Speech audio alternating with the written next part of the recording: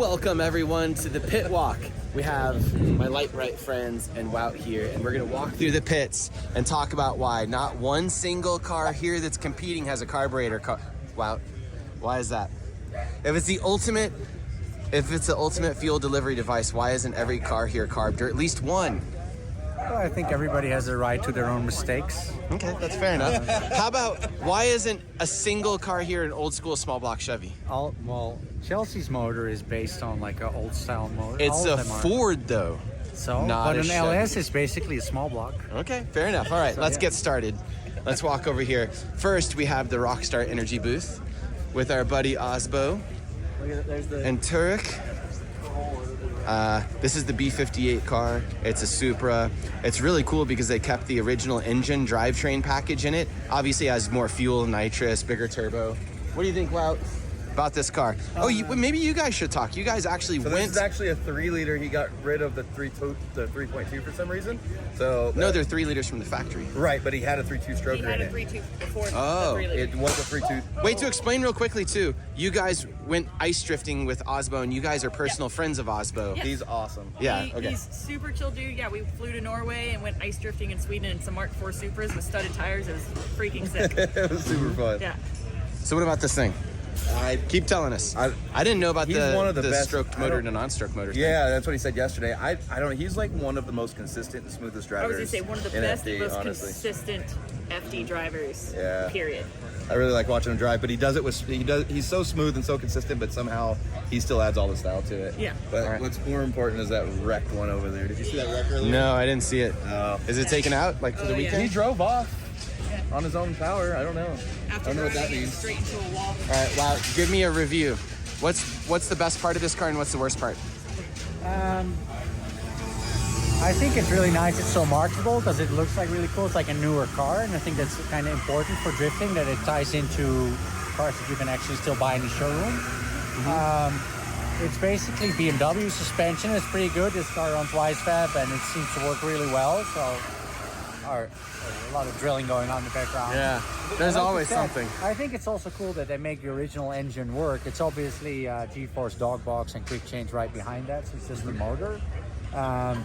These guys are, I would say, along with RTR, the best team in FD. I really admire how they work. Papadakis is a genius. He's also very minimalistic. He does things very, very efficiently. I like that a lot. I think it's a really cool car. All right, anything to think say he about runs- the turbo front wheel drive car over there?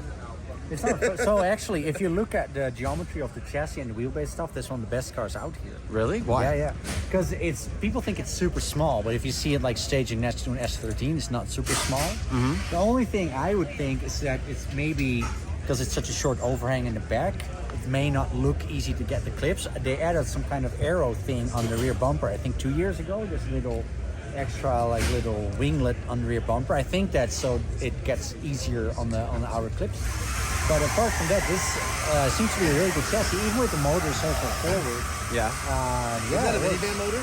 Sorry? Isn't it like a minivan motor or something? What motor's in that? I don't A even know anything about that 2ARZ motor. thing or something? I don't I thought it know. was some minivan motor. They're supposed to be really good though. Yeah, the design of the car is front-wheel drive, so the firewall is very far forward, so it can't fit much else than this. Otherwise, it would like hang too far forward. One point I have to say is it shows that drifting doesn't really matter the build of the car too much, because you can have ridiculous cars and they work amazingly well. You could take a It's the exact opposite thing of a WOUT car, which is a democratic front-wheel drive, fuel mileage machine. You know what I'm saying? And it does amazing. Like, drifting is so if you have ridiculous. a great team, I think you can make. So it's not. I'm not. We saying have to it's- start it's moving not a on. This bad is too chassis. long. It's By the way, already a good chassis, yes. and it's a good team. Real quickly, I will say that the Rockstar team is much bigger than it used to be. They used to be just like a pickup truck and trailer kind of combo. Now it's a full 18-wheeler with more people. I guess that's because they're running a 2-person team. I don't know if they did that in previous years I was paying attention to. So I was just going to say they seem to have scaled back up. Let's walk on. Come on.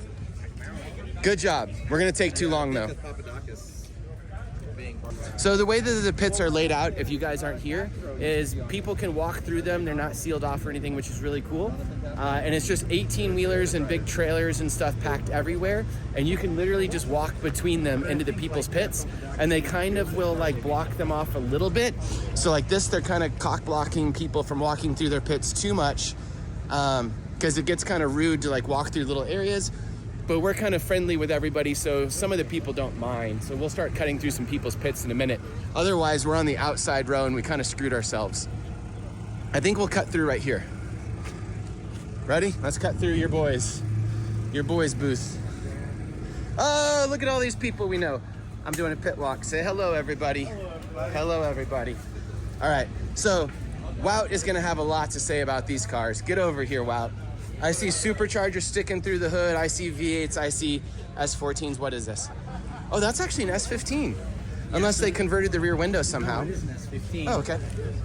What about these cars? Tell me. So this is Audi's car that he used before. That's now used in Prospec by Evan Bogovic, and that's like the car that Audi runs now, the S15. And in our video about car setup and stuff, we talked about this car a little bit. So the major difference is that Audi moved everything pretty far backwards in this chassis.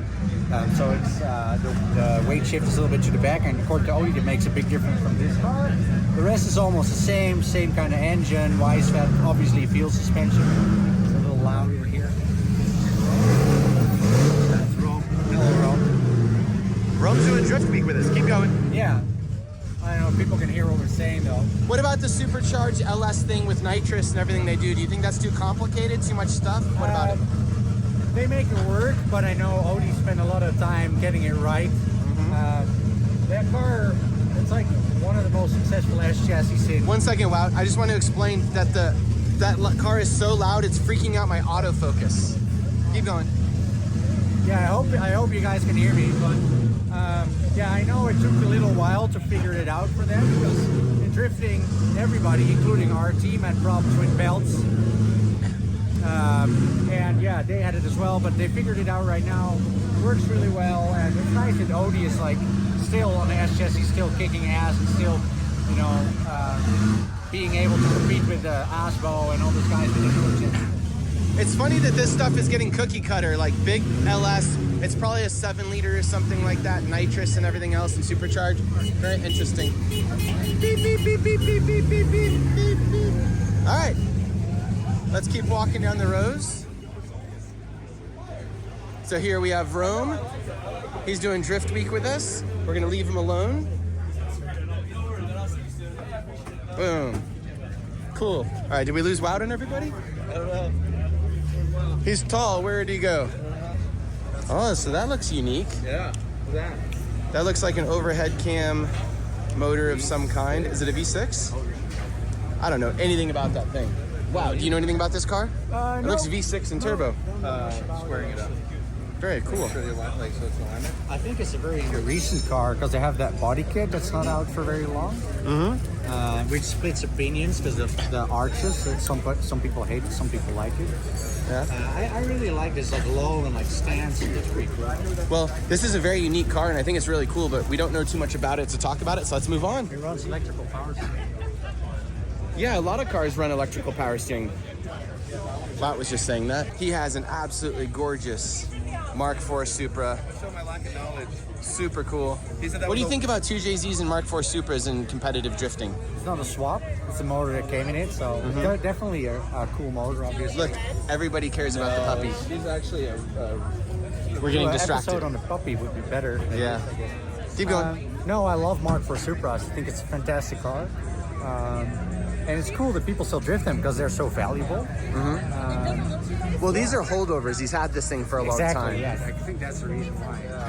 All right, so it's getting kind of hard to actually move around the pits now. So do you know what a 1GR is? Because that's what's in that other car. No, 1GR. I it's a 1GR. 1GR. Cool. Google that shit. Whoa. BTS. Coming through. We have a electric car, which we do need to stop for because WOUT has to talk about this. Yes, WOUT. What do you think, WOUT? It looks so cool. It's like a eunuch. Yeah? So those were like servants to the queen who had their dicks cut off. And It's that's electric, right? Yeah. Yeah. What is So it? it looks really cool. But I think it's like Ken Block's car. it should have a cool V8. Your electric car to you. It's like a Porsche Turbo Taycan S, but with an Audi badge. It's an e-tron GT RS. All right, WOUT's just going to be mean to a car, so we need to move on. I'm not. I love the looks of it. You know what? Brittany has a Supra. I do. Would you get another Supra? Oh yeah. Do you like it that much? I love it. We have $5,000 in ours, and it made like 650 wheel horsepower. Does it make 650 wheel horsepower all the time, or only when you fill it with fuel that makes that horsepower? On E45 and meth, it was making 650 wheel. We live in Utah now, and it's tuned on 91, so it's probably making like 540 now. Yeah. But it's still fast as shit. Yeah. It's as fast as the Ferrari 458. It is the least comfortable car I've ever been in my life because they have a roll bar in it, and I can't sit in it. That's because you're as tall as a giraffe. And this is what I actually want right now. I'm not quite sure why I want this so bad, but I think these are so cute, and they're cheap, and they're rear-wheel drive, and they come with LSDs, I think. I wish they didn't have a boxer motor, but one of the things for me, so one problem I have with the Supra, which is the same thing with the Corvette and lots of different cars, is they have so much front hood that it kind of makes you feel like you're sitting in the back seat and you don't feel comfortable on transitions and driving super hard sometimes. I actually like kind of an upright seating position, and being so close to the front, it's like a go-kart, and very few cars have that. So I actually like this packaging a lot. I like a small car. I know it's not incredibly light. It's 2,800 pounds or something like that. But the fact that you can see over the hood as a driver, that's something I miss in almost all cars. Yeah, I get what you're saying. Especially like I had a Viper and it was ungodly bad. The Viper is like the most extreme version of long hood sitting far back. I love the look of those cars. Mm-hmm. I think on the Corvette, the first time I drove a Corvette, I expected it to be weird because your ass is moving around more than on a BMW, but it took me no time to get used to. No, they're easy to drive. Yeah, it's yeah. just a lot of like intimidation by the front hood. I'll tell you though, Anyways, that Corvette the only negative thing about a Corvette C6 is the visibility, and I'm 6'4", so I sit up high, and the visibility is not great. It's definitely nowhere near. So I drifted a Corvette a lot in California. I came back home and drifted my E46 comp car. Visibility a zillion times better on the E46. and that matters So a I lot agree. when you're drifting Yeah. No, I or agree. any type of racing. But I think Okay. the looks is also like Corvette and Vipers. They look really cool drifting. Cool So looking. crazily enough, this is the one car I want to take home with me from the entire event, which is goofy, isn't it? You hate it? I don't hate it. All right. I mean, no. Let's go over to Chelsea and our boys. So we're going to skip through a bunch of stuff. That's, I think, Larry Chin's camera car, which is really cool. But let's skip over here. So this is obviously Adam's car. What should we say? Adam kind of looked more comfortable in his S15 lately. I think that this thing has a Chelsea-like suspension set up on it, I'm guessing. And Chelsea likes to put cars in killer mode. So I would guess that Adam is having trouble with suspension and all that stuff because the car is so gripped up. These things are on straight-up monster truck tires in the back. Crazy amount of grip. But then I say something like that, and he runs those exact same tires, I think, on like his On the E46, E46, and he murders it at that. So I think it probably comes down to just some type of wacky suspension setup on this and everything, because these are probably pretty difficult cars to And drive. it's way heavier than his E36, obviously. Right, but I mean, weight oftentimes doesn't make a car squiggle, if you know what I mean. I think if you see these cars drive, you need to be on throttle on them to make it work. Like in New Jersey, which is a small track, it's a big car, it's a lot of power, and you still need to be on throttle all the time. So you need to let it like dig out and all that stuff. And I think that's not as easy to get used to. I think Adam is a great driver, and he's going to do really well if he gets a little more seat time. And he also had a lot of bad luck this year in the top 32, getting up against Asbo, Forsberg. I mean, those guys did he? are not. Yeah, all the time. He was like the first 3 rounds, he was like up against Asbo, Forsberg, or any great driver. And it's just get past those guys real easily. So regardless of how good you are. Cool. Well, he's obviously doing amazingly well. Car looks amazing. So And I good think for like him. the fact that he dominates clutch kickers with that E36. Oh, let's go talk to says his a crew lot. real quick. Actually, this is perfect. LZ crew, come here. We're doing a pit walk. Get over here. We're coming for you, Texas boy. Yeah. Well, that's a totally different video. Parts. You All guys right. are in Utah. Different video. Middle ground. Tell me about. We're doing a pit walk, and we're just talking about each driver's car and everything else. Is that a national anthem? I don't know what's going on. Anyways, tell us about the LZ. It's so That's the loud. Miami national anthem, I think. Okay. Tell us about the car and how it's going and stuff, and setup and everything else. Yeah, we don't know. We just put the t-shirts on, bud. Really? Yeah. You're useless? We're S15 E36 folk. All right. Well, we were talking about something else. IS300s. Well, I was going to say the E36, he's really, really solid in the E36 and murdering it right now. What is the difference between this car and the E36 or like the S15 that makes it so different between the cars for everything? I don't know. Not the tire. Yeah. It's not the tire? Yeah. Same tire. That was exactly what I said just a minute ago. I was like, it can't be the tire or the grip level because the E36 has a ton of grip. I would say weight is a factor for sure. Uh-huh. I was just Day one, he felt lumpy on the E36, so You're like, it's because I built the E36. yeah. It works. It just works. He gets in, he's comfortable. I think it's gonna take some time. It took some time to get to where he's at now on the 36 in this. So we'll see next year. But they're making adjustments, and then he's getting better every day. Like every round, he's saying that the car feels better. So what other things they can do to it to make it so where he could be competitive? Yeah, I don't know, but. Well, thank you so much for your time. I won't bug you on that too much because you probably don't want to talk about it that much.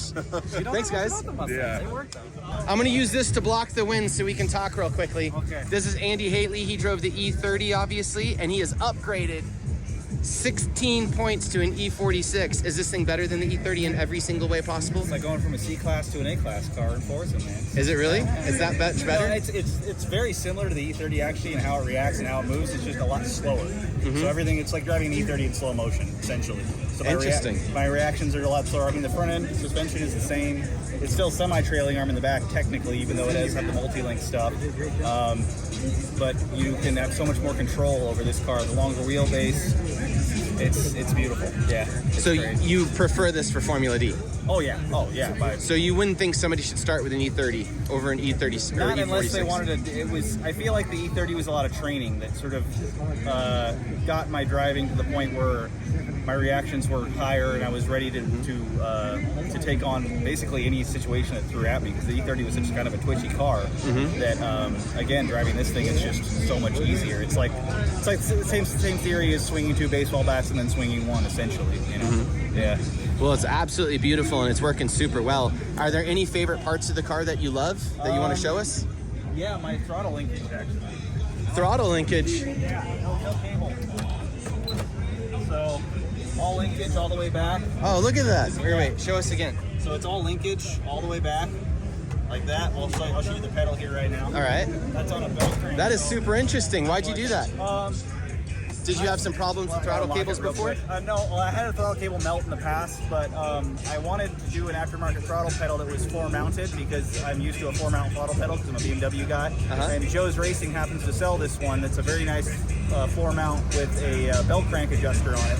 And I was going to use a cable on it, but then I realized where I put it in the car, I could just run a rod straight through to the throttle body. And I'm like, okay, I'll do that. So I didn't want any S's in the cable or anything like that. It would have been a perfectly straight cable, which would have been ideal. But once I got it set up, I was like, I can just run a rod and a hind. So that's what I did, and that's very popular on carbureted setups and stuff like that. But and then you're removing a failure point, and like I had my old throttle cable actually melted when I had a fire, and I forgot to replace it, and the inner sleeving melted, so the throttle stuck wide open. It rode Atlanta one time. And, Oh, terrifying. yeah, it's scary. Yeah. But let me unlock the car. I'll show you the pedal. One thing about Andy's car is he's been building cars for a long time, and this car has gone to such a beautiful level. The fabrication on this, all the little details and stuff, everything is so cool. This is like very circle track parts, I guess, for all the mounting. Would you call those circle track little rods? Mounting rods, is every other form of racing use those? It's funny that there's some parts on this car that I made, like the transmission mount. Oh, really? Yeah. And We're gonna look at this rod. yeah, it's cool. Throttle pedal set up in there. It goes up to the belt crank on top. Oh, wow. Yeah, so you can adjust your throttle throw. You can have a very short throttle pedal that opens up the blade a lot, or you can have a long pedal that opens the blade very little. The only thing that this doesn't have is like a cam-like adjustment, which some drivers actually use. But I love it, and it's solid, and it works great. And it's actually funny because you got it off of my car. Yeah. So I built this on my car. Yeah, carbureted. And then Andy was. Oh, the linkage? Yeah. Oh. Yeah. I can like say that you have so much love and attention to detail in this car. It's wild. You've gotten so good at fabrication and just all the little tiny things, all the attention to detail, routing, everything. It's so beautiful. Great job. That's also really smart about this car, because Andy and me have been talking. I visited the shop when I was in California, but we've been talking a lot online before that. It's built in a way that everything can be taken off. So let's say this chassis gets ruined or bent, all the stuff, all the fab stuff is like either bolted or riveted, so you can build another chassis. And that's like my problem a lot. We put so much fabric in a chassis, but you can never take the fabric out again because it's so welded in and stuff. So it's really smart of him that a lot of stuff is bolted on and riveted on for the sole purpose of building the next car if this chassis gets tired or wrecked or whatever the hell happens to it. So you're ready to total it You out. got to put effort into finding the least amount of effort in how to build it, basically. So if you find that the easiest way to do it, if you can bolt it to part of the, you know, rivet it instead of weld it to the chassis or things like that, and then you can remove it and re-rivet it onto another chassis, you're just speeding up all your fabrication. Like on the back bar here, like where, I'll open this up.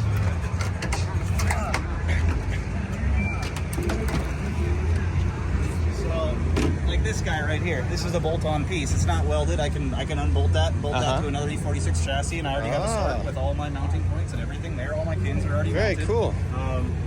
It's little things like that that you can kind of just make your life easy when you go to build another car. And you know, I plan on wrecking this thing. You know, I planned on driving this harder than the E30. The E30 was always kind of my baby, and it was the first build that I ever did. I had a lot of my first welds are literally on that car, and this one I built to wreck pretty much. You know, I didn't want such an attachment to this one. You know?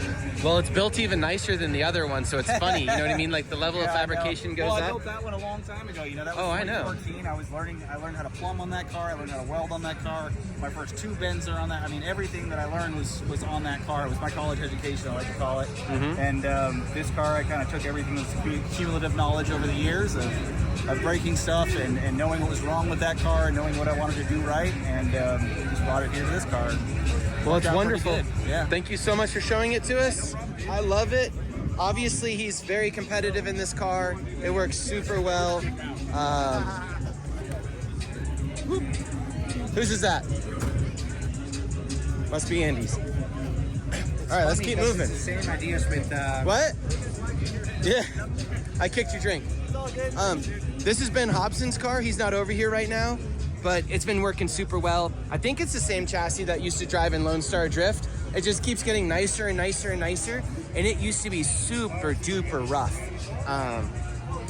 But he's obviously put so much time and effort into it. It is super nice. It's supercharged V8 and all that stuff too. Let's keep moving. Meow. Let's talk to Nick.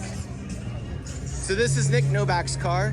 Nick Novak was a genius, and he bought a very successful Pro 1 car that had already been campaigned for some time, was all set up, and then he bought it and retired his turbo inline 6 car and has been doing cool stuff. So we'll ask him some questions real quickly and look at the car. Cool dash. Y'all can pause it if there's anything in particular you want to see.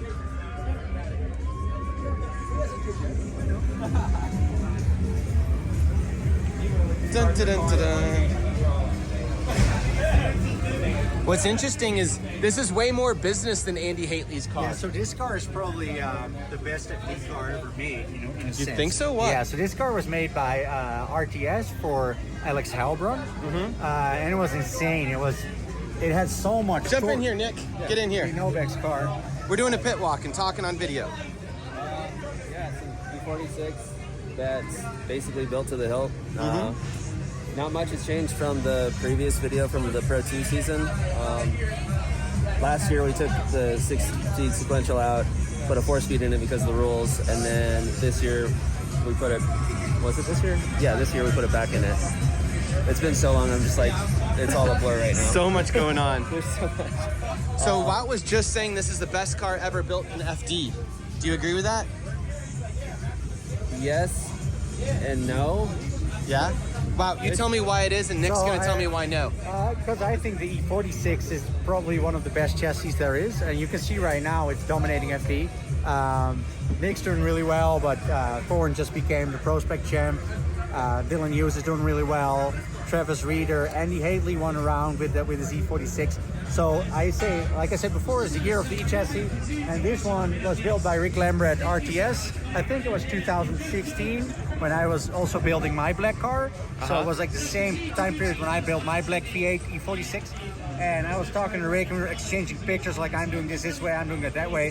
So I was in close contact with Rick who built the car, with his crew, about this car. And like it was funny because they were doing some kind of solutions and it's so nice. The suspension on this car is so nice. Rick is a really, really experienced, talented builder, has a NASCAR background, and I was like, this is how a car should be made. And in very many aspects, it's very similar to how I would say, like, this is how I would build a car if there was no budget cap, nothing. A couple of things are different than with my car. Obviously, the radiator position. Some things are not allowed in FD that we can do in Europe and the other way around. But I think this is a really, really good car. It made so much torque on Halbrand. It made over 900 pound foot or something on Halbrand setup at one point, which is That was the engine that he had in it before this one. Yeah. So this one, it flows so much that the power, even with a huge blower and everything, and making a ton of boost, it's still way more power than torque. Yeah. But It's amazing. So why is this not the best car? You tell us. it's more just this specific one now. It's just had so many years on it and so many years of abuse at this point that it's just, a lot of it's just the chassis being tired. Like, you know, I've had some subframe issues, just typical BMW stuff. Another thing is it's just little details for this specific one for me versus like with Alex, because the cage was built for him. He's a much smaller dude, like he's shorter and all that. But you know, overall, it's a great car. Like the drivetrain is flawless. You know, the suspension acts great. It's a lot different than my E36 though. Right. Well, thank you so much. Let's keep walking. Do you believe in chassis wearing out pretty easily? Yeah, so we touched upon this on one of our videos. That's also what I just said. Like in FD, there's way less reinforcement allowed, and that your chassis actually gets less seasons out of it. Because my car has way more reinforcements and stuff on it. I think I can get 10 seasons out of my car, no problem. I think this car has had 5 seasons, and yeah, it's totally normal. It starts to feel a little tired. Internet, do you believe that engines should be able to stick out of the hood on drift cars? Please tell me in the comments if engines should be able to stick out of I the want to know hood. what Fielding Shredder thinks about engines sticking out of the hood. Yes. All right, let's keep walking. This, we did a great video on a while back talking to Federico, and maybe we'll talk to him again. This is it's supercharged now, isn't it? Or is it nitrous? I think it's nitrous now. It was Nitrous? supercharged before. It seems to go a lot faster now than when it was supercharged. Mm-hmm. I like how it's so big. Like, I love big cars. No There's offense. Trenton. Yeah, Trenton. Sorry, keep going. So yeah, nothing against Miata drivers or whatever, or AE86, but I'm like a big car. I like big cars. Mm-hmm. Big car guy. Big car guy. Anyways, yeah, big car guy. Just like he likes his women. Keep going. Yeah, I like my women like big cars. Yes. Anyways, no, I love seeing a big car go down the track, same with the Mustangs and stuff. I think it's really rad. Obviously, it's super cool for our NFE. Sounds wicked. Mm-hmm. I think Andy Seihausen made some parts for this car, like control arms and whatever. Yeah, I think so too. Yeah, so they've been working on the spares and whatever, because I don't think they had all the spares all the time, from what I understood. Like, I have no involvement with this team. I never spoken with them or anything. It's just what I hear from other people. But yeah, and I have to say, I really like this color scheme better than what it was before. Yeah, I love it. I think it's super rad, and I think it's even cooler in real life. So if you see it on television, you're like, oh, okay. But in real life, you're like, whoa, that's super rad. So yeah. I was gonna say there's something weird about this car where I like it, but I don't relate to it well because I'm not a Ferrari person. And I wonder how many. Is that factory? No, I don't think so. That's crazy. Yeah, it's fun. It probably has a factory over here. I was gonna say I don't have a lot of experience with them and stuff, and like it looks like a car that I would never own. And one thing with drifting is there's a lot of what are you trying to say? So the glass seems to be factory. Is this a factory? Oh yeah, it has a Ferrari, factory and label. it has like the. So you probably can't get much parts for these cars in Lexan, and these are difficult to look at the shape of that window. You're not gonna make it out of Lexan easy. This is an original factory road car Ferrari glass on the back at least. I love that, like original dash with Kevlar and all that stuff. Booty Hustler sticker in there. It's cool. It's really cool. I like it.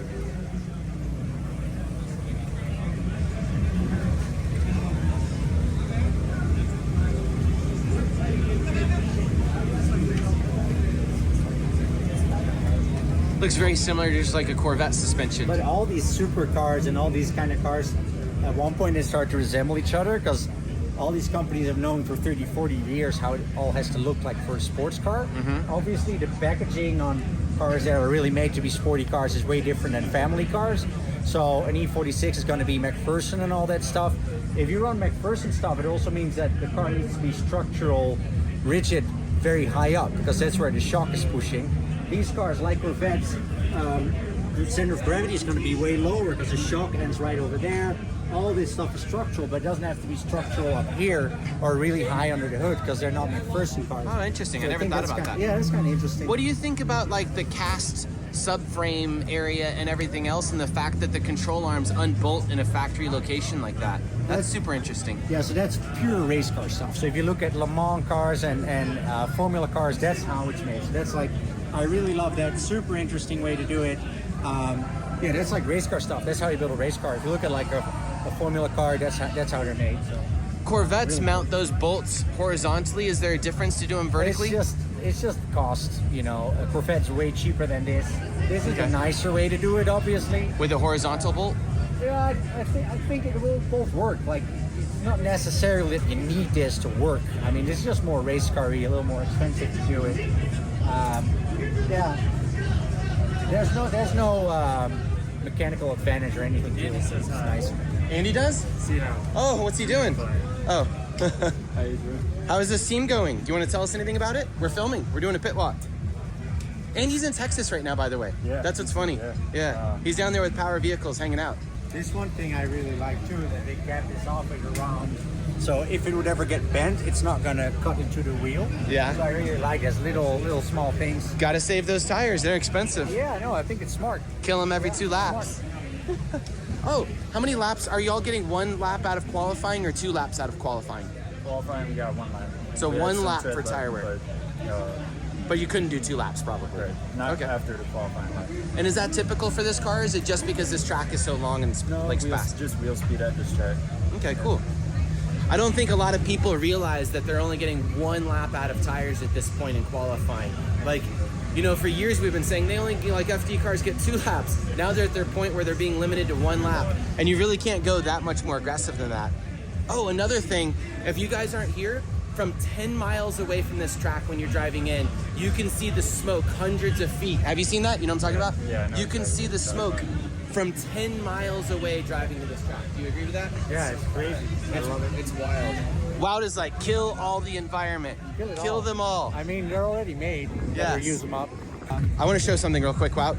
People can walk up and take tires, and they're constantly taking tires. So as you're walking around, there's hundreds of these things out in the crowd. And this is a stack so far from the event. We just got to top 32, so we're getting to top 16 now. It's interesting that they came from the forest and now they're turning from the forest to the race. Yeah. Here's our local Texas tire changer, Johnny Hernandez. But Kelsey has an interesting car because it's a Coyote swapped V8 supercharged S14. And with the supercharger and the Coyote motor, it's got to be putting out like 800 wheel or something like that. I don't know what it's I'm putting out. probably. I know that they pulled the heads off and everything, worked on the motor a couple weeks ago. I love these motors. I think it's great that people try something else. They are very big though. If you look at where, If you look at the valve covers over to the strut towers, exactly. there's not enough if you space. compare it to the And it's down to the frame rail, both sides. If you look at the alternator placement to that frame rail, I mean, there's no space between that alternator to the frame rail. I can't show it very well, but the packaging of this is very tight compared to like an LS swap and everything. But the power density and everything is amazing. Yeah, Do you all like this motor? Oh yeah. You love it? Yep. Good. Why'd you all choose this platform? It wasn't a 2J or an LS, So you went for it? and it was supposedly going to fit. And the engine actually fits. All the peripherals were a little bit of a challenge. The alternator and stuff? Alternator, exhaust manifolds, and then fitting everything else around it. What was the hardest part of this swap? Probably exhaust, because it required a lot of rerouting to get around things. We had to move the location of the steering shaft to try to create room where we could get the exhaust out. We actually can't run a full set of headers on it because there's just no room for them. So we're a little restricted on the top end because of that. So, And would you run this motor again? yeah, it's actually been Earlier this year, we had some problems related to some of the setup on the tune, related to variable cam timing. We had some issues with that. Once we get that solved, it's back to normal. But this engine has been in this car for now 7 seasons. That's crazy. The same engine, same rods, same pistons? We've replaced head gaskets on it, and done a couple things with some billet crank gears and things like that. But otherwise, it's the illuminator engine that we got, the crate engine that we got in 2015, and it's been up till this year with the tune that we were running, having some issues. It's been exceptionally reliable. And y'all lose supercharger belts ever? We have lost a few. This year we had a little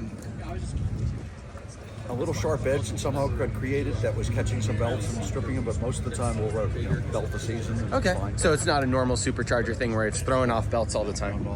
Well, thank you so much for chatting with us. Sure. All right, beautiful car, super unique engine. There's the driver. Say hi. Hi. All right, let's keep going. So now we're walking over to WOUT's pit area. Yep. We should have done Matt Field and all the others. Now I feel bad for heading over here too early and putting this at the end. Or putting them at the end if we go back. Oh, look at this. This is super unique. Tell me about this. Tell me what you think. Human is our neighbor right now because that's where our team is at. Yeah, I think it's cool. It works. Should you all have done a V8 like this with a turbo?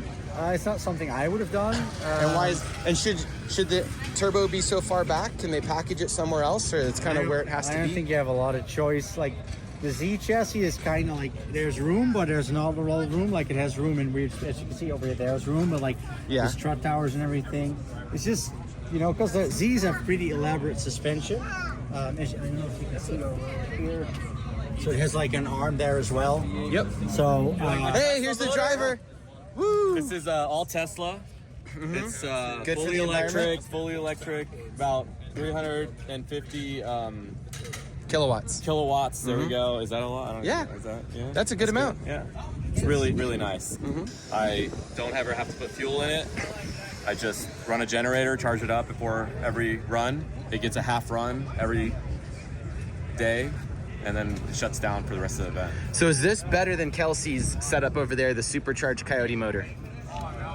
Which is better? I mean, I can't answer that. Yeah, you can. I think so. Okay. I think mine costs a lot less. Is it better than WOUT's setup over there with the supercharged V8, the I LS? think mine costs a lot less. Okay, so you're going on cost on all this. Cost. Makes and sense. Power. I think I have more power and less cost, and just as reliable. He's talking shit. He says, I'm not talking shit. Supercharger probably drives better. He but I said think I have more he has more power at a per cheaper dollar. cost, and his engine is Per better. dollar. I didn't want a supercharger on that car. Oh, you wanted a turbo? I didn't want a turbo. No, he wants a I carb want V8. NA. NA. Yeah, but NA to get that kind of power, you'd be So spending. 40 grand motor. Yeah. So this is like a $32,000. engine. No, this is like. I'm messing with Let's say if you built this reasonably, you could, with the right people, like 8K for the motor, and then turbo setup and all that stuff. You're probably in it for 12. But is that the most expensive part of this racing in Formula D? Isn't it the traveling and the tires and other things, or does your engine budget cost more? Well, yeah. Like if you do a beautiful engine, you could have it. She said their engine, that one block has been in there for 7 years without any piston or like rod or anything replacement.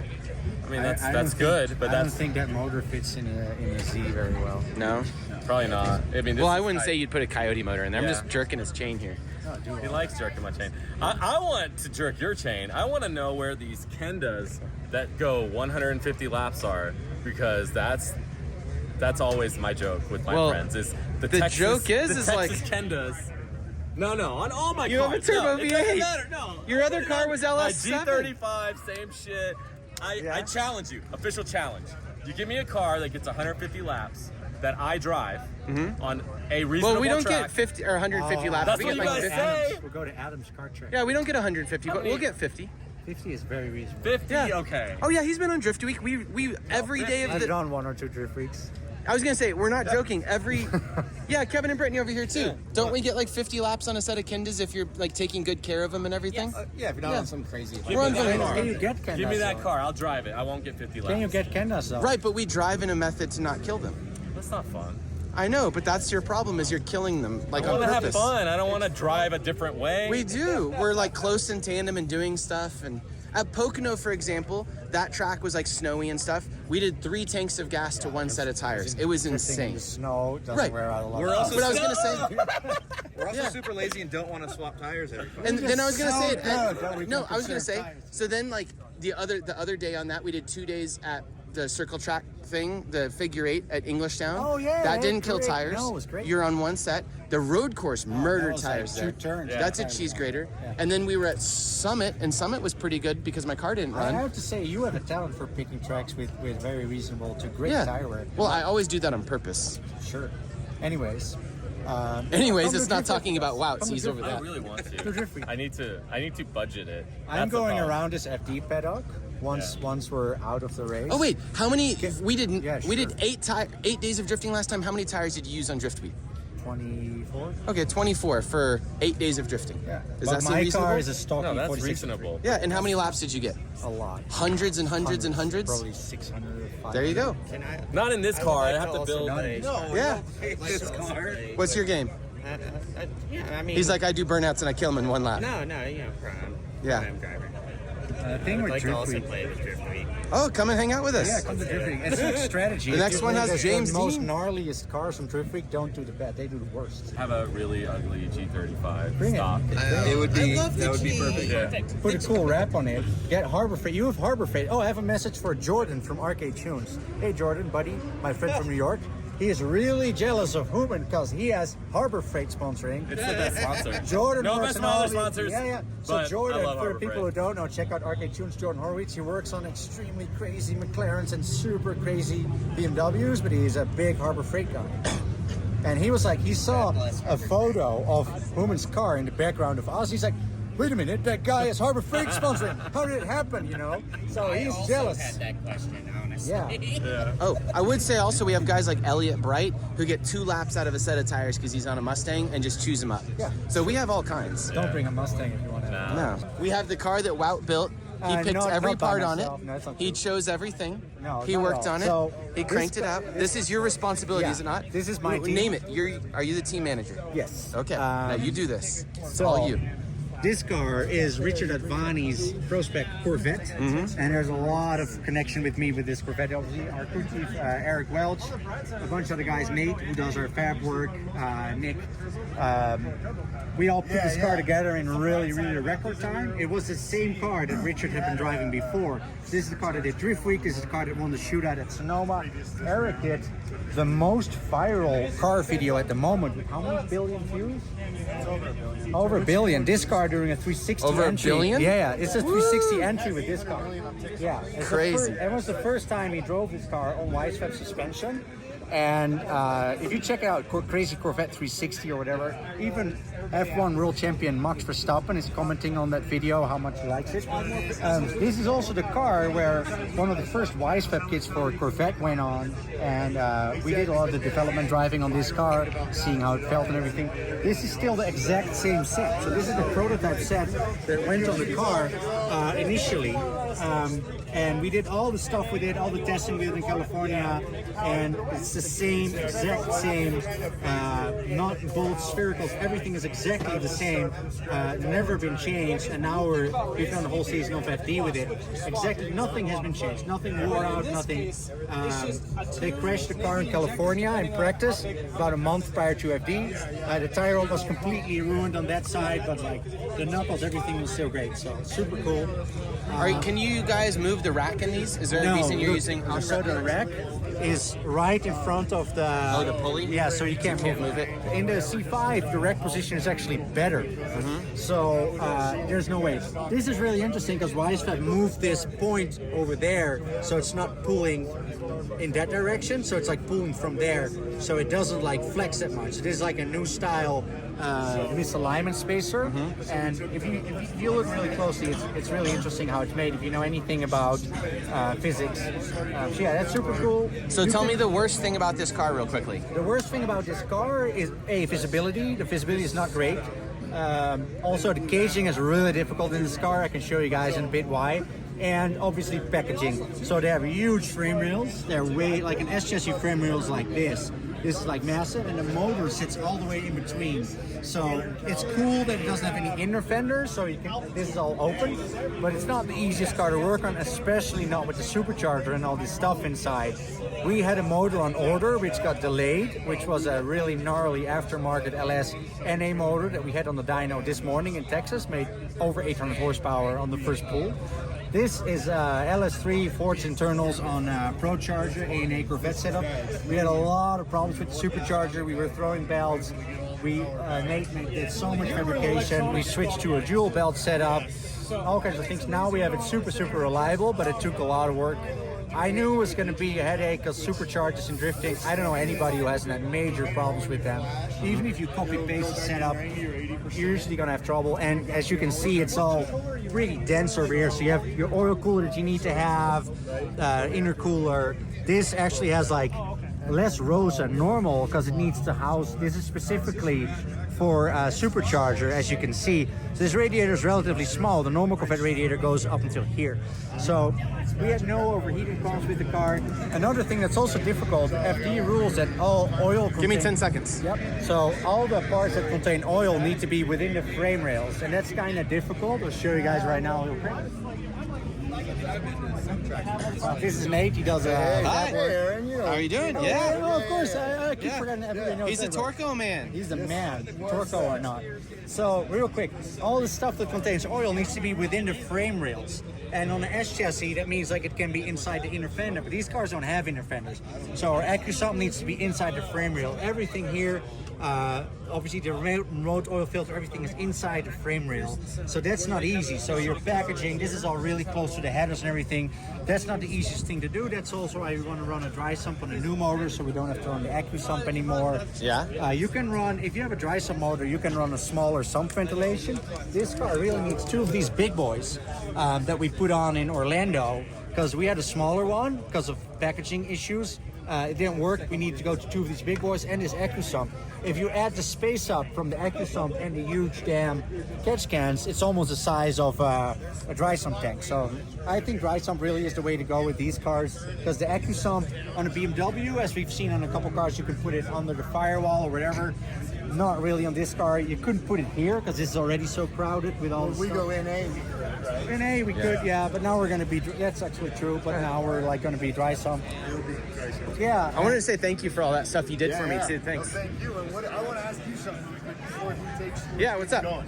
How's it feel that this came out of your event that you started? Oh, it's so giving cool. The opportunity for that man behind you. I think it's so. He would have done well anyways, though. Sure. He's a monster driver. Look at how serious he looks. Not serious So businessman, just businessman hair, businessman eyeglasses. All right, wow, keep going.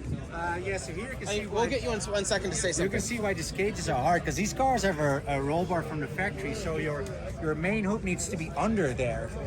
So that's on an E46 or something, you can have it over here, but you can't on a Corvette. So these hoops, these Could you cut all this out and just make a fake one? Not really. So then you're removing stuff that you're not allowed to remove. So it's not the easiest. I sit great in this car. I drove it was no problem at all. I drove it in California. I drove it in New York on Englishtown. It's great, but it's definitely difficult to do the cages on them. Yeah, it's murder difficult on drift week cages because of all that. Especially if you want to keep the stock. Hey Richard, before you walk away, just tell me real quickly, what's your favorite part of this car and what's the worst part? I think my favorite part of the car is the way it drives and the way that Corvettes have so much mechanical grip. We hear quite often through the season that we need to take grip out of the car, and we don't have any grip in the car. Most people who haven't driven a car like a Corvette, and I feel like the RTR cars are similar, they're full commitment. So you lift, you're going to straighten, regardless of having grip or not. But I'd say one of the craziest things I didn't realize about FD until getting into it is, in the best case scenario, you'll get 6 to 7, maybe 8 laps on a brand new track, and then they send you off into battle. And you've got to perform at your best against the best. And it's kind of nuts to think about. But, you know, now that I've done all the tracks over one season, it makes it a lot more exciting for the next season. Some of that anxiety, I think, goes away. Cool. But yeah, I love the chassis. I don't think I'll ever change from this chassis. I've driven a lot of other chassis, and they all have their strong points. But I think once I dial myself into this car and once we have a consistent car, I think the car it has a lot of advantages over a lot of the field. Well, beautiful car. Thank you for showing it to us. Let's keep going, WOUT. What about this thing? Yeah, Adam Napier. I was looking at the car yesterday. He still runs a stock tank, which is obviously pretty cool. Stock gas tank? Yeah, stock Oh, gas he's after my heart. Yeah. Look at me. Stock gas tank with a catch can situation there, radium stuff. That's beautiful. It's cool. I like it. Yeah. I mean, they're proven. Obviously, great chassis. He has the E4s. Those guys run the Magnuson. He runs his setup. Pretty cool. I think he had a lot of bad luck this season. You know what the weird thing is, if you actually are part of a team, you don't really, like if you watch from home, you get so much more information. If you're part of a team, you don't really see what happens to other people all the time. But I think he had a lot of bad luck with it. I think he crashed at Orlando. Oh, that sucks. Yeah, it sucks. Your first year is always rough. It's just such a learning curve. Absolutely. It's hard. So, as we walk down this row, it looks really common for the pro guys to run centrifugal superchargers, and these guys run screw-type superchargers in Prospec. Why is that? I think these have way less problems than the centrifugal ones. Yeah? Way less, yeah. So then why do the Pro 1 guys run it? Because center of gravity. That's also why we don't run it. Because they're really heavy. They're like, I don't know, 75, 80 pounds. I'm a big center of gravity guy. I think that's one of the most important things in a drift car. If you look at my channel, I'm always talking about center of gravity and all that stuff. And that's obviously a little nicer with the Procharger type of deals. But this is definitely better, to be perfectly honest. For the power band, you mean? Yeah, so just reliability. So we had contemplated on getting one of these or a Magnuson during the season when we had all the belt problems with the Procharger. Because the weird thing is, if you talk to Corvette people and you say like, hey, I want a Procharger, they're going to say, oh, the Procharger is great. And we had the ANA Corvette version of the Procharger, which is supposedly even a one-up on the Procharger setup, and we had nothing but trouble. And there's a lot of other guys that we spoke to today and all through the season that we see have a lot of belt problems. And the guys that have no belt problems, like Odie, they spend a lot of time. Look, if my channel has a video of Odie's car build breakdown of the S15, and he also mentioned like, yeah, it's great now, but it took us a lot of time to get it right.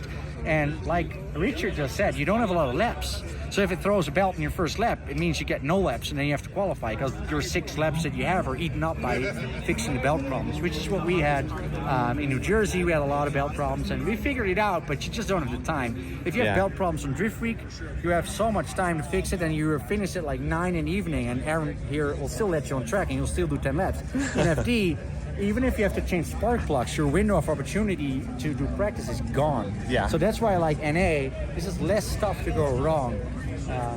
Also funny on this car, we swapped to a front transmission because there are no dog boxes for the transaxle, and the car currently. But there are sequentials in you Europe. can't run sequentials in Prospec. Oh, So- I didn't think about that. So the thing is that people said, "Oh, it's gonna drive so bad now. You move the transmission up front." I'm like, dude, the motor is so far back compared to an S chassis, and an S chassis can win with that setup. So why would our car all of a sudden be bad?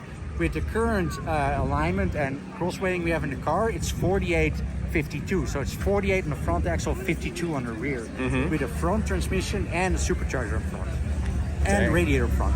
I think we're the only team with radiator up front in Prospec, actually. Look at this line, guys. This is probably to get signatures. From Adam? Oh, probably the from Adam line. The Adam line. You're right about that. Still blows me away how many people.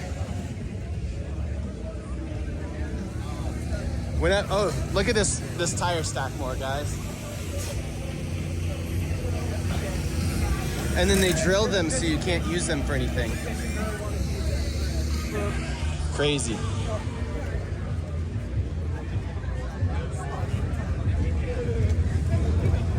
What did we miss?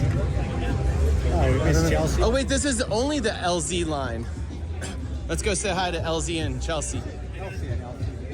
We'll skip the line. Alright, we're gonna get mobbed. We're gonna get yelled at. Hello.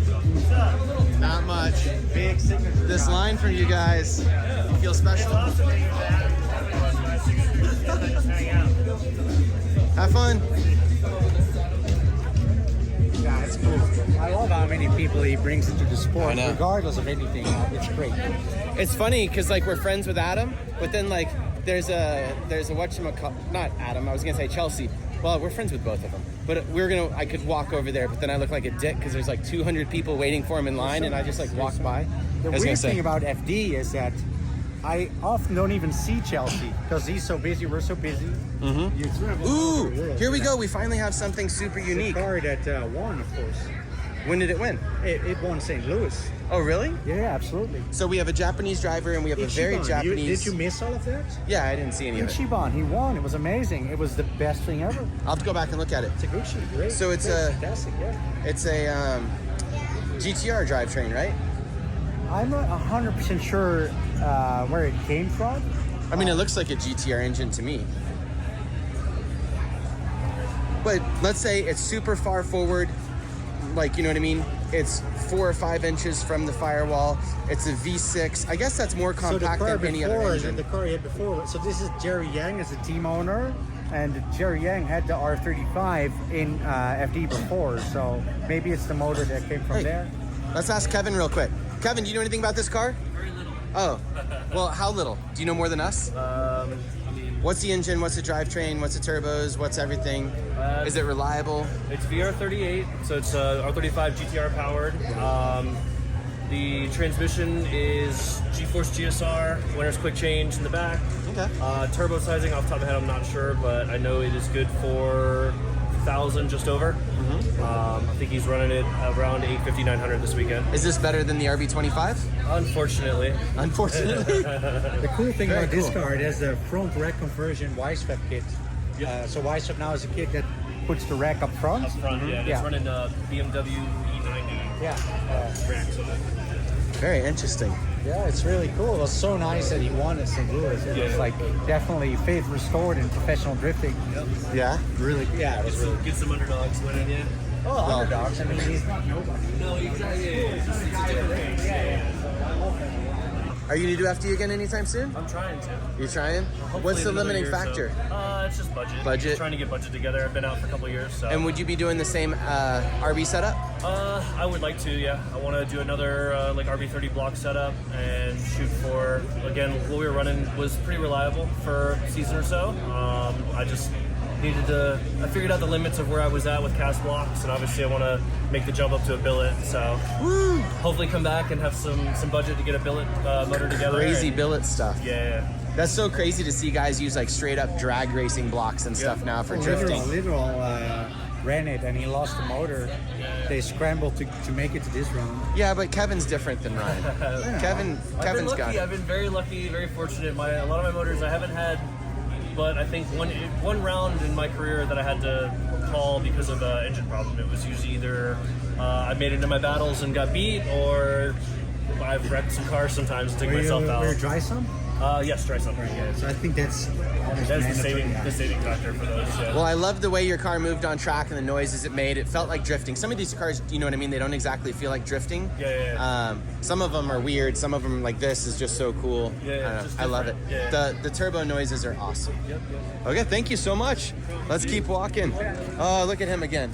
Hey, what's the best car here? My car. Which car? It's Odie's car. What? Odie's car. Odie's car is the best car here? Yeah. Why? Because he's going to win today. Is it? Yeah. All right. You're going to look dumb if it doesn't. Confident, dude. Not really. You better win. We can edit it out. I'll edit it into the beginning. Is it live? The very beginning. Yeah, it's live. Yeah. Okay, see if you can try. Oh, here's Aston Martin. What? The Aston Martin. Oh, yeah. This is so different. Yeah. I did a little video on this car in Orlando because I was like, man, this is so rad. Look at their what are these called? Rotax superchargers? Is that the type? I don't know exactly what they are, yeah. It's pretty good. What are you showing me?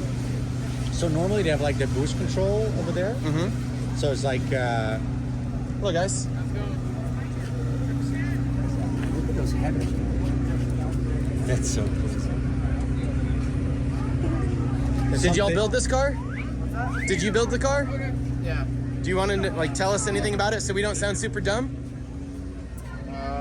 6.6 liter Aston V12, supercharged, 1,000 horsepower. We have 2 engineers that design the suspension in-house and the engine swap setup. Just getting dialed in first season. Hey guys, super cool. Boost control. Yeah, that's boost control. Sorry? Sports throttle body. There goes Matt. Okay, cool. I'm on there right now. There's a box 1.4 throttle body right here. Do you communicate with Sultan at all, or know him? Not me. No. Okay. The other guy with the only other Aston drift car. Look at this. I've seen that. Yeah. Yeah. Look at this. Why did y'all choose this chassis? We raced these in GT4. Oh, okay. So is this a retired GT4 car then? Yep. Oh, so cool. And how did y'all come about the build process? Like, how did you go supercharged? Like, what specific choices did y'all make to come up with this? The main reason for the superchargers was to keep the sound and still make the power that we wanted. Mm-hmm. But yeah, it was basically just using, since we use the GT4 chassis already, it's kind of easy to make a decision to use this for a drift car. Do you think this will be common? Because I know somebody building a Mercedes GT4 car and like Rob Carlson, I think. Oh, you know, like is it going to be a normal thing seeing GT4 cars out here? Or like IMSA cars and things like that? I don't know. That would be cool. Yeah? You're like, I don't know. I think could be a problem, the cage rules and stuff, because like the Mercedes is an aluminum car, so Yeah. it doesn't have the cage completely connecting everything. If you have like a BMW, They were getting special allowances or whatever. Allowing that? Yeah, Yeah. okay. Well, okay. I assume so. I don't know. He probably knows. Well, like It's on the aluminum factory car, cage that comes with the GT4 car. Yeah. This is also an aluminum. chassis. Yeah, I assume they just figure a GT4 car is way better than a Formula No, it's D not about better. cage. So in FD, the cage rules exist for safety and not for improving the chassis. So Mhm. they cannot put the cages in that we put in drift cars in Europe. That's not allowed in FD. Oh, I understand so that's that. why I'm like, these cars are obviously this is FIA standard caging, and that's generally often not allowed in FD. But maybe because this is an aluminum car, it's not connecting to all the strut towers and stuff like most cars in Europe. Yeah. Whereas it's like, look at this, how crazy this is. It's so nice. There's one cast piece that goes on there. Super cool. It's probably a super rigid chassis. Look at how massive that rail is. Yeah, it's really stiff. It's funny how Elon Musk is always talking about how he's going to make cast subframes. It's going to be this new crazy thing. Like, there's so many cars with cast subframes out there for like the last Corvette, decade. A Supra Mark IV is a cast subframe. A Porsche 944 is a cast subframe. I don't know. I know. It's just funny. Great job. Look at this. I didn't realize. So, do they do this from the factory so that you can unbolt the whole thing in a wreck, or is it just to make it easier for this is assembly? all extruded, so like pressed through a shape, and this is cast. So it would be very difficult to make this as compact and as sturdy as it is, because cast is not going to move much. Right. And if you make stuff from plates, it's obviously a completely different way of constructing. So this But I was is going to a way- say it disconnects and everything too, Oh, it so needs that to you can fit just pull it off. somewhere. No, it's going to be it's not going to be great to weld like something like thinner extruded aluminum to cast aluminum. Right. So that's like how it works. A lot of it's also glued. Even BMWs, all the Lotus, like a Lotus Elise, is glued. Everything is glued. Right, but I'm saying the cast pieces on the front of the new BMWs and everything, they're never bolted on like that. No, I guess not. So I was going to say it's this also is glued. In unique. BMWs, it's glued because the factory. Right, so I'm saying they could glue this as well. It's also, the BMWs never have a porous casting, do they? On like the strut towers when they do that? There are some BMWs with cast strut towers. Absolutely. No, I'm saying they're non-porous though. Yeah. It's like a very smooth Yeah. Well, cast. I think you shouldn't be put off too much by what things look like. So Oh these no, I'm cars not are saying so that. I'm much, just talking about the way, like you wouldn't take a porous cast material like this and then glue it to that other material is what I'm saying. Does that make sense? Probably not. We're talking no. about two different things Yeah, at the we're same talking time. about two things at the same time. But, This car is yeah. something that, like that Mercedes one that I never posted. I made a video on it. There's so many interesting tidbits about like how they build the car very differently. Yeah. That Yeah, my brain doesn't absolutely. wrap around it so well. It's funny that From they the had the factory. boost control over there. That was I was talking about at the beginning, which is like this bleeding the boost off. But it's like kind of like an extra throttle body that they had over there that fended out. I have a small video on this car on my channel from when I talked to these guys in Orlando. Oh, really? Yeah, and I was like, hey, how did you guys do that? That's like boost control, right? And they were like, yeah, because it's really funny. It's like a throttle body, so they can like use that to control boost. You see it Interesting. more often. People put throttle bodies on the intercooler. Also for boost control. Here it says no boost valve. They took that valve off. It's not there.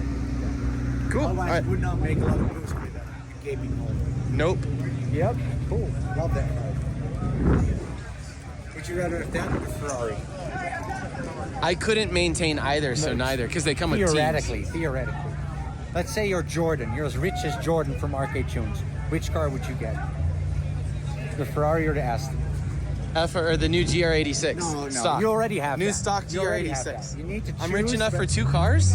There's no point I'd get the doing new these things. GR There's no Corolla. point doing these things. I'd get the new GR Corolla. Oh no, I know what I would get. I would get the new Audi e-tron. Yeah, so if I ask you to choose between an Aston Martin and a Ferrari, I'm gonna get that. Great, you get that. Getting so much attention from the dog. Yeah. We're just gonna zoom in on Rad Dan's car because it is so beautiful. Look at how many cool stuff they make at Red Industries. All this cool look at stuff. that. Yeah, because this is like kind of awkward from the 2J, the stock stuff. So they make all this super nice stuff.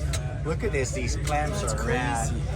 They make so much stuff to make sure you can run aftermarket, like a different alternator. Because I think this is an LS alternator. It's definitely not a Toyota alternator. So they make all this. It has stuff. a rad part number on it, which is super funny. Yeah, so they probably modify it or whatever. They make it like that it's auto start or something. But look at all this stuff. Like, this is so cool. All these, I think it's called a Wiggins clamp or Wiggins style clamp.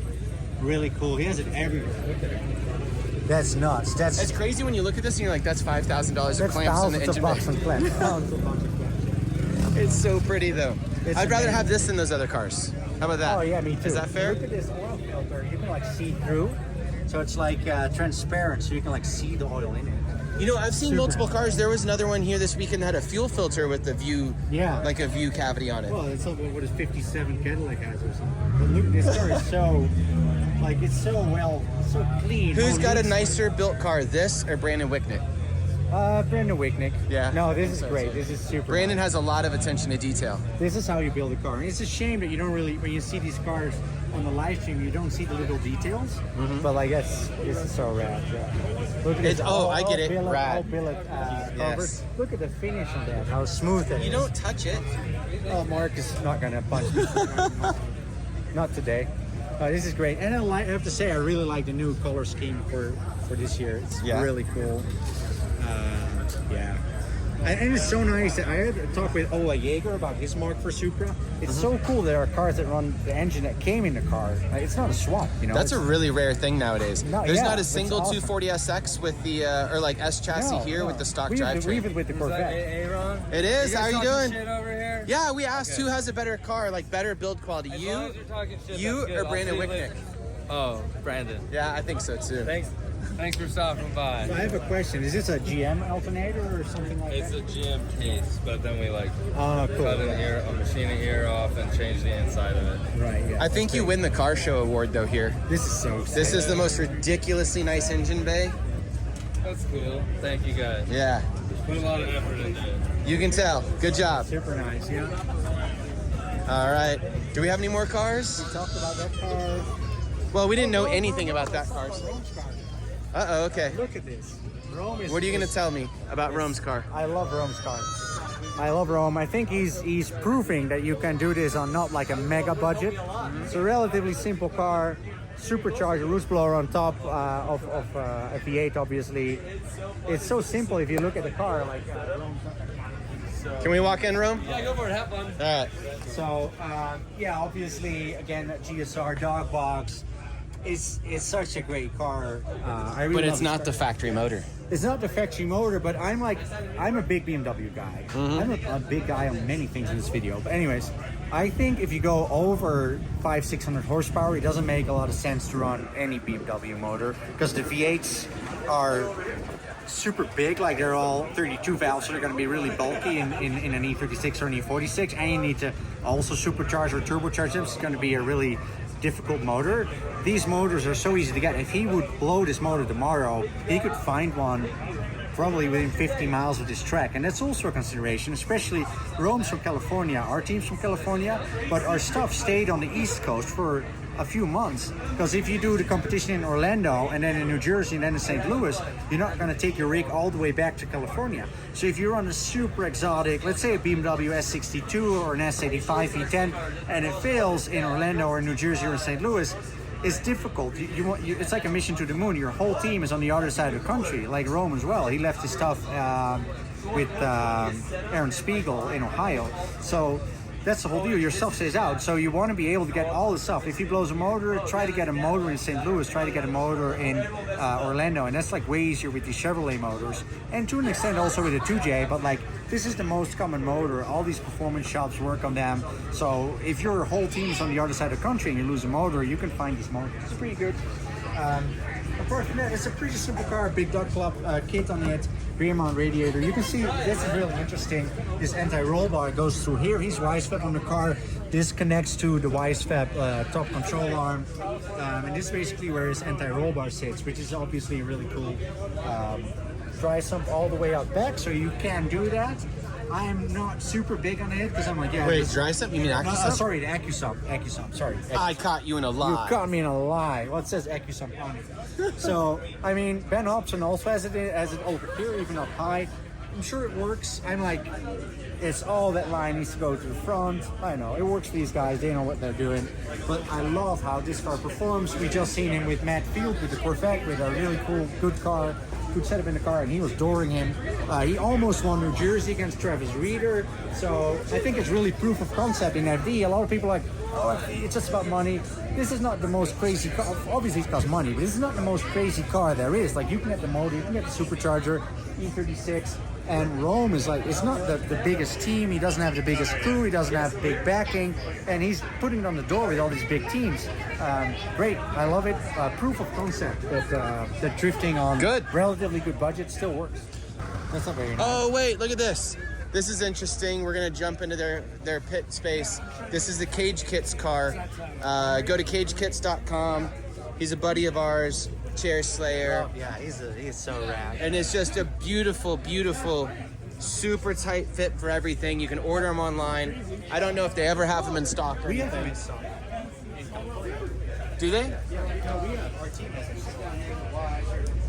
Such a nice cage. So it basically comes all fancy built in a box and you weld it all together. One thing I want to say, it has two diagonals, which I think is super important because the diagonal is not just there for caving the roof, it's for side impact. So if your diagonal is just like that, and this is all unprotected, if you get a really big hit, this could come in.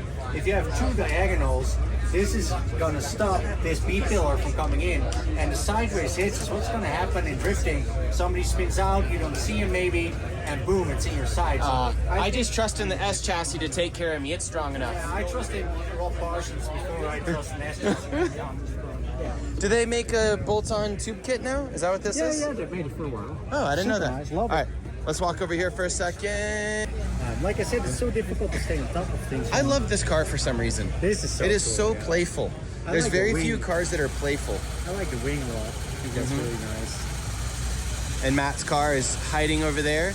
Yep. Hey, look, it's kind of nice that they got the Supercharger underneath the hood. Oh, Yeah, you know he's the what? same as we have. This is one of the very rare cars here that has a factory engine type. That's as kind of ours, funny. yeah. No, I know, but Yeah. you don't think about it very often. So we're almost on the same setup as Matt now with Supercharger and everything.